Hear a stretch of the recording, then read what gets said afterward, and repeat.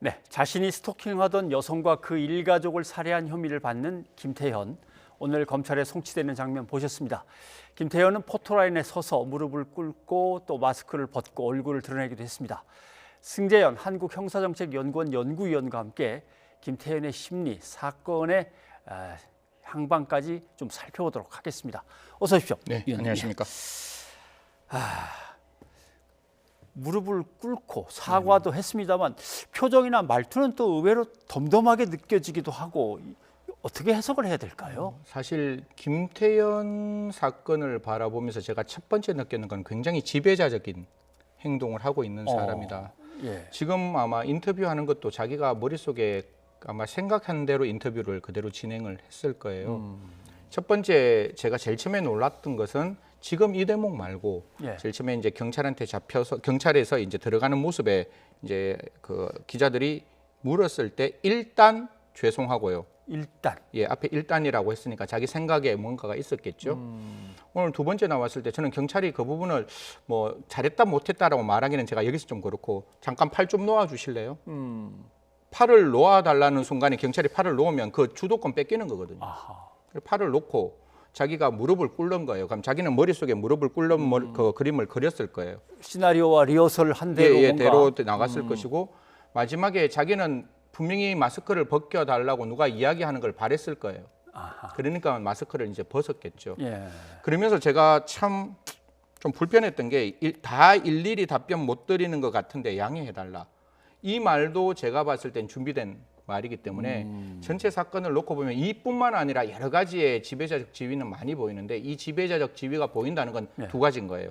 이만큼 치밀하고 이만큼 완벽하게 스토리를 준비했다면 경찰이 이야기한 대로 여죄가 있을 수 있는 가능성이 있다. 지금 우리가 이야기하고 있는 단순히 뭐 저 공중 출입 장소에 들어가고 단순히 이제 음란한 소리를 보내는 것 이외의 여죄가 있을 수 있으니 이 부분은 열어놓고 수사를 해야 된다는 것이고 이러한 어떤 그 자기 자신의 삶을 범죄를 정확히 장악하고 있다는 것은 모르겠습니다. 이거는 아마 수치로 나타날 건데 사이코패스라는 것은 열어놓고 네. 분명히 검사를 해야 된다라는 말씀드리겠습니다. 저도 유심히 이렇게 보는데 대개는 모자를 푹 눌러 쓰고 마스크도 더 올려 쓰고 그냥 고개 푹 숙인 채 예의하면서 들어갈 걸로 생각을 했는데 기자들이 질문하면 눈을 맞추면서 얘기를 하더라고요. 그래서 야 이거 보통 일은 아닌 것 같다라는 생각을 절대로 했는데 김태현은 호락호락한 친구가 아니고 예. 그 친구 하는 행동 하나하나를 검찰 쪽에서는 넘어갔으니까요.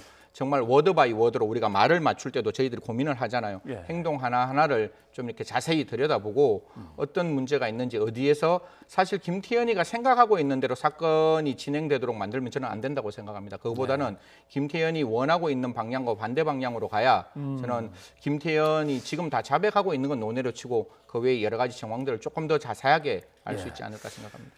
근데 국민들이 가장 놀라기도 했지만 의아해하는 게 살인 사건을 저질렀으면 치워버리든지 치울 만큼의 규모가 아니고 너무 손대기가 어려우면 도망을 치든지 그럴 줄 알았는데 그 옆에서 같이 지내고 있었다라는 건 어떻게 해석을 해야 됩니까? 사실 뭐 시청자 여러분들한테 조금 죄송스러운 말씀이지만 이제 살해하는 방법이 굉장히 참혹하고 어떻게 보면 사람이 바로 사망할 수 있을 굉장히 취약한 장소를 공격했다. 그래서 아마 목덜미라고 이제 나와 있는데요. 그렇게 목덜미를 공격하다 보면 그냥 일반적으로 피가 나는 것보다 훨씬 더 상상할 수 없는 방법으로 피가 하늘 위로 비산하게 되는 모습을 보면 솟구친다는 말씀인가요? 예. 뭐 제가 지금 참 표현을 어떻게 좀 낮출까 싶어서 최대한 낮추고 있는데 그러면 보통 사람은 놀래서 첫 번째 살인 때 장소를 떠나는 게 맞죠.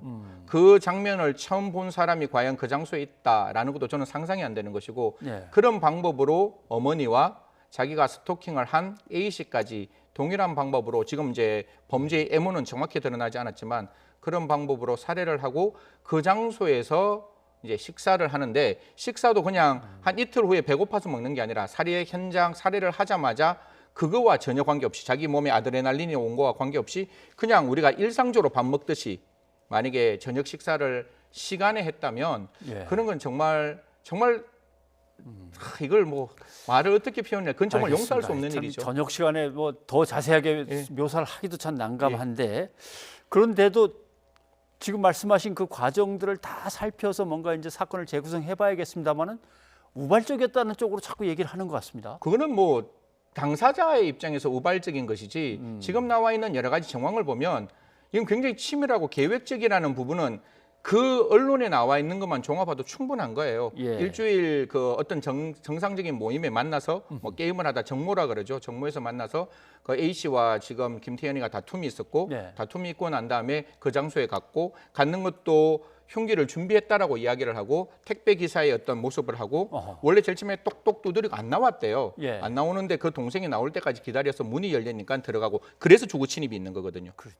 그렇기 때문에 그런 걸 생각하고 첫 번째 동생을 살해하고 난 다음에도 끝까지 어머니와 A 씨 지금 피고 저 스토킹을 당한 A 씨까지 기다렸다면 이거를 계획적인 범행이 아니라고 누가 말할 수 있겠습니까? 이거는 치밀하게 계획된 범죄다 말씀드립니다. 그러면 여죄 부분은 일단 떼고 지금 네. 이제 언론에 보도되고 있는 요 상황이 그대로 받아들여진다면 혐의와 형량은 어떻게 될까요? 지금 혐의는 한 4가지 혐의인데요. 사실 제일 안타까운 거는 스토킹 처벌법이 아직까지 시행이 안 됐기 때문에 그 부분은 경범죄 처벌법으로 갔지만 경범죄, 가장 예. 중요한 것은 전 지구상의 어떠한 이념과 가치보다 정말 높은 인간의 생명을 그것도 순차적으로 3명이나 사망에 이르게 했다면 제가 검사면 뭐 국민들 앞에 죄송하지만 저는 사형을 구형한다라고 생각하고 구형이 나와야 되지만 법원의 입장에서 과연 대한민국이 사형에 대한 모라토리움이 되어 있다는 점을 고려한다면 아마 뭐 사형을 선고할지는 모르겠지만 무기형을 선고하더라도 이번에 나와 있는 사건 같이 절대로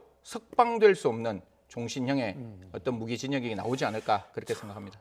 어떻게 보면 상당히 안타깝습니다. 말씀하신 경범죄가 아닌 스토킹 처벌법으로 적용이 했어야 된다면 되는데, 예. 저 겁납니다 하고 신고만 해도 경찰이 가서 바로 조치를 하거나 이렇게 할 수 있었을 텐데 네. 아직 시행 전이니까 네네. 예, 안타깝네요. 그리고 오늘 이제 구미 3세 여아에 대한 그 재판, 그러니까 실제 어머니라고 스스로 알고 있었던 누나가 김 씨, 된 언니가 되는 거죠. 예, 김 씨에 대한 첫 재판이 열렸습니다. 공소 사실은 다 그냥 인정하는 것 같습니다. 순순히 지금 알고 있기로는 석 씨는 정관 변호사를 썼는 거고 어머니는 김 씨는 국선 변호인으로 국선 제가 변호인으로. 알고 있는데요. 국선 변호인도 특별하게 다투지 않은 걸로 알고 있습니다. 양형에 대해서 좀 잘 참작해달라라는 이야기만 했기 때문에 지금 우리가 재판을 하고 있는 김 씨, 그러니까 둘째 딸이죠. 원래 첫째 딸이 있고 둘째 딸이 있고 그다음에 지금 사망했는 아이가 셋째 딸이니까 예. 이 김 씨의 재판에서는 다 모든 공소 사실을 어느 정도 인정하고 있는 것이다 이렇게 보이고 있습니다. 예. 그래도 국민들은 아니 자기 딸의 존재를 그렇게 모를 수가 있나? 그냥 그걸 자기 딸이라고 그 죽은 아이를 그냥 그렇게 알고 살았을까? 이걸 어떻게 받아들여야 될까요? 이게 이제 그 우리 수사 공보 준칙 때문에 김 씨의 진술이 저희들이 사실 피신 조서에는 안 나와 있고 저희들이 알 수 없어서 이제 미루어 예. 추측을 해야 되는데 사실 패널이 보지 않는 기록을 가지고 이야기하는 게 저는 되게 두려운데요. 네네. 분명히 만약에 김 씨가 지금까지 자기 아이를 키웠는데 그 아이가 자기 아이가 아니라 그게 어머니가 출산한 아이라고 생각했다면 자기가 출산한 아이가 지금 행방불명 오리무중인 거잖아요. 예. 그러면 굉장히 놀라고 당황하고 아마 애간장이 끊어졌을 것 같은데 가만히 있을 수는 그렇죠. 없겠죠. 내 아이가 없으니까 네.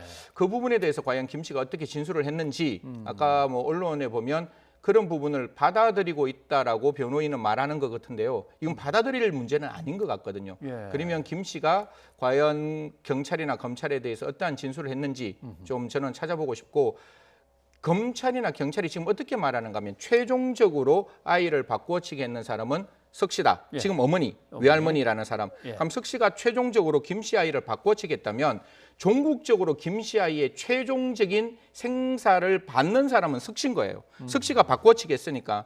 그런데 왜 검찰에서 이 석 씨가 이 김 씨의 아이, 제가 정말로 마음 아파하는 이 아이의 생사를 검찰이 못 밝혔을까? 이 부분에 대해서는 좀 검찰이 적극적으로 수사를 해서 저희들이 형사정책을 하고 있을 때 아이의 사망의 사체가 없으면 저희는 살아있다라고 저희는 확신하는 거거든요. 예. 그러면 그 김 씨의 아이의 행방을 좀 찾아서 좀 그 김 씨의 아이가 국민의 품 안으로 좀 돌아오기를 희망하고 네. 있습니다. 아무튼 석 씨가 뭔가 좀 속시원하게 얘기를 해줬으면 좋겠는데 석 씨도 그렇고 석 씨의 남편이라는 사람도 그렇고 뭐 전혀 우리는 그런 적이 없다라고 딱 오늘 뭐 얘기를 저 하니까. 재판에서도 뭐 아이는 하나다 이렇게 석 씨의 남편이 이야기를 하더라고요. 그러면 결국 수사와 재판의 방향이 앞으로 어떻게 가야 될지에 대해서 뭐 더 만약에 추가로 제가 얘기를 해주시죠. 생각하고 있는 거는 지금 이제 이게 약간 어려운 말인데요. 김 씨와 석 씨는 지금 보람이라고 말하고 있는 지금 사망한 아이에 예. 대한 살인 사건만 지금 그 재판을 받고 있는 거고 예. 지금 김 씨의 아이는 오리무중인 아이는 예. 여전히 별건인 거예요. 완전히. 그렇기 때문에 예. 만약에 김 씨로부터 자백을 받던 아니면 석 씨로부터 자백을 받아서 그 아이의 행방을 안다면 이거는 피고인이 아니라 여전히 피의자 수사의 예. 대상이 될 수 있으니까요. 이 재판과 관계없이 그 김 씨의 아이의 행방을 찾는데 지금도 늦지 않았으니까요. 최선의 수사력을 모아야 한다라고 말씀드리겠습니다. 네. 알겠습니다. 참 끔찍한 사건이기도 하고 역시 아무것도 아직은 가려진 게 딱 없으니까 답답한 사건이기도 한데 오늘 그래도 위원님 말씀을 듣고 좀 정리가 됐습니다. 위원님 오늘 고맙습니다. 네, 감사합니다.